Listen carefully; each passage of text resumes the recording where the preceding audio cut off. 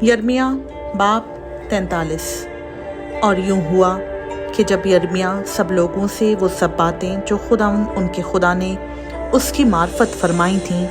यानी ये सब बातें कह चुका, तो अज़रिया बिन हुसैया और यूहनान बिन खरी और सब मग़रूर लोगों ने यिर्मयाह से यूं कहा कि तू झूठ बोलता है। खुदावंद हमारे खुदा ने तुझे ये कहने को नहीं भेजा कि मिस्र में बसने को ना जाओ, बल्कि बारूक बिन नेरिया तुझे उभारता है कि तू हमारा मुखालिफ हो, ताकि हम कसदियों के हाथ में गिरफ्तार हों और वो हमको कत्ल करें और असीर करके बाबल को ले जाएं। बस यूहनान बिन खरी और सब फौजी सरदारों और सब लोगों ने खुदावंद का यह हुक्म कि वो यहूदा के मुल्क में रहें ना माना। पर यूहनान बिन खरी और सब फौजी सरदारों ने यहूदा के सब बाकी लोगों को, जो तमाम कौमों में से जहाँ जहाँ वो तितर बितर किए गए थे और यहूदा के मुल्क में बसने को वापस आए थे, साथ लिया,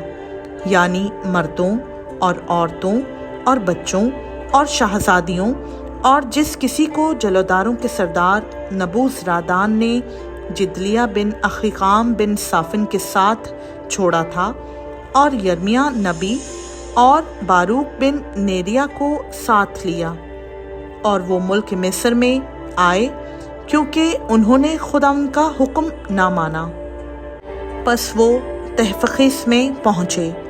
तब खुदावंद का कलाम तहफ़ख़ीस में यिर्मयाह पर नाजिल हुआ कि बड़े पत्थर अपने हाथ में ले और उनको फ़िरौन के महल के मदखल पर,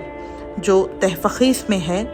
बनी यहूदा की आंखों के सामने चूने से फर्श में लगा, और उनसे कह कि रब्बुल अफ़वाज इस्राएल का खुदा यूँ फरमाता है कि देखो, मैं अपने खिदमतगुजार शाह बाबल नबूकदनेस्सर को बुलाऊंगा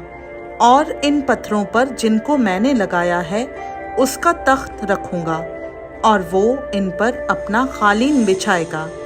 और वो आकर मुल्क मिस्र को शिकस्त देगा, और जो मौत के लिए हैं मौत के, और जो असीरी के लिए हैं असीरी के, और जो तलवार के लिए हैं तलवार के हवाला करेगा। और मैं मिस्र के बुतखानों में आग भड़काऊंगा और वो उनको जलाएगा और असीर करके ले जाएगा, और जैसे चरवाहा अपने कपड़ा लपेटता है वैसे ही वो ज़मीन मिस्र को लपेटेगा और वहाँ से सलामत चला जाएगा, और वो बैत शम्स के सतूनों को जो मुल्क मिस्र में हैं तोड़ेगा और मिस्रियों के बुतखानों को आग से जला देगा। खुदावंद का पाक कलाम का पढ़ा, सुना, समझा और कबूल किया जाना हम सबों के लिए बाइस बरकत हो। आमीन।